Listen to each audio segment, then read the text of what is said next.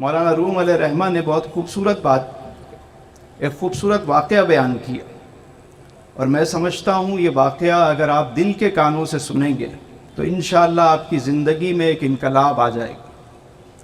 ये वाक़यात, ये नसीहतें हमें बेदार करने के लिए होती। फरमाते हैं एक शख्स को एक अनमोल हीरा मिला।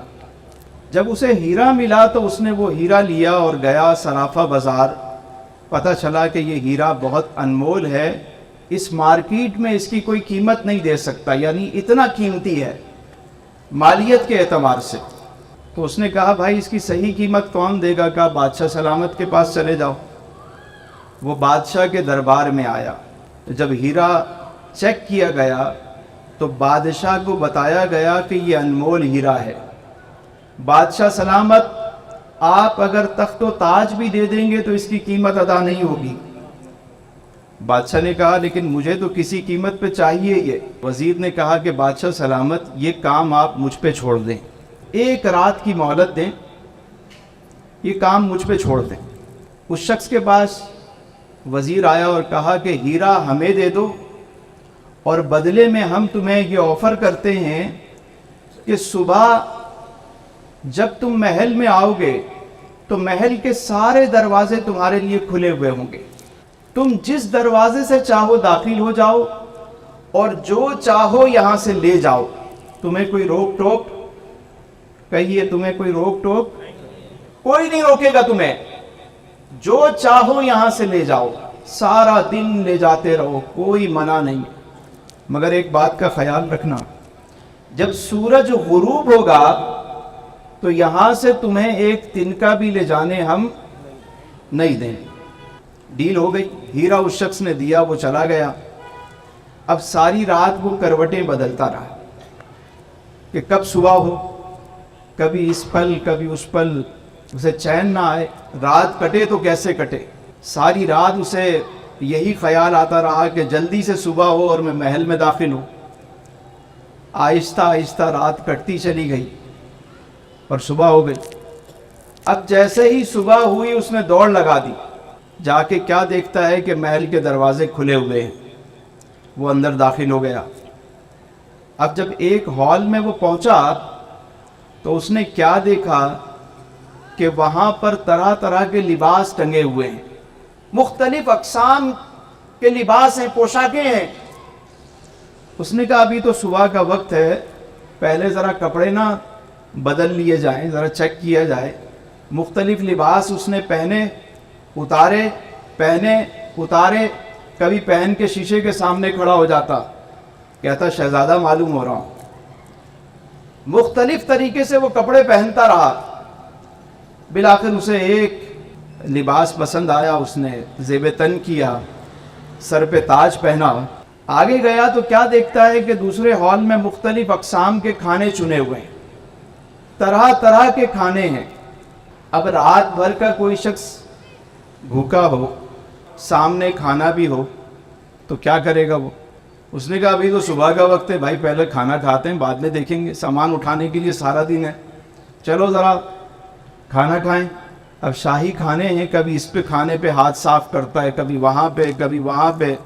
सैर हो के उसने खा लिया तो आगे गया तो क्या देखता है कि शाही बिस्तर लगा हुआ है और ग़ुलाम जो है वो पंखे लेके खड़े हुए हैं। इसने सोचा कि यार अभी तो सुबह का वक्त है, ऐसी भी जल्दी क्या है, थोड़ा सुस्ताना लिया जाए, थोड़ा आराम किया जाए। अब वो शाही बिस्तर के मज़े लेने लगा, सो गया। जैसे ही वो सोया, ग़ुलामों ने काम शुरू किया, पंखा जलना शुरू किया और वो रात भर का जागा हुआ, पेट भर के उसने खाना खाया हुआ था, वो तो ज़ोर ज़ोर से खर्राटे लेने लगा। अचानक किसी ने उसे जगाया पाँव से, उठो भाई।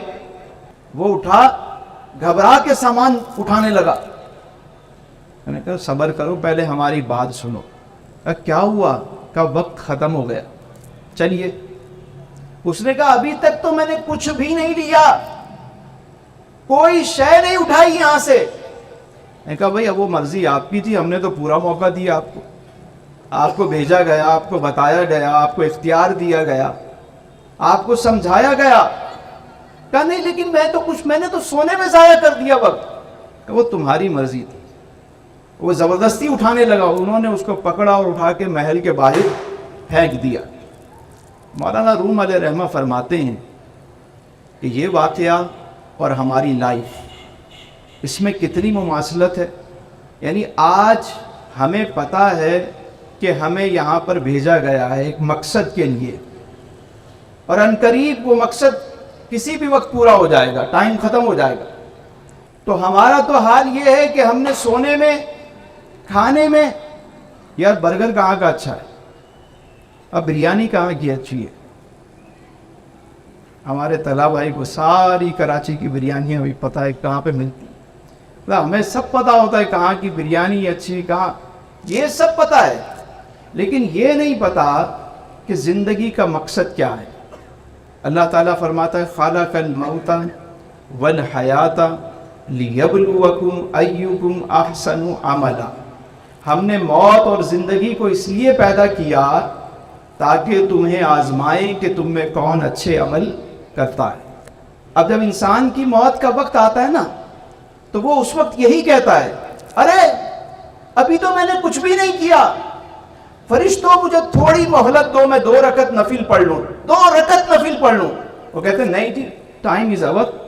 کہتا میں 1 مرتبہ سبحان اللہ کہنے دو، 1 مرتبہ الحمدللہ کہنے دو، 1 مرتبہ اللہ اکبر کہنے دو۔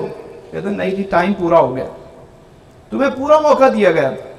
وہ کہتا کچھ صدقہ کر لوں، کوئی خیرات کر لوں، کچھ نیک کام کر لوں، کوئی، بھائی پورا ٹائم ختم، ابھی وقت ہے آپ کے پاس۔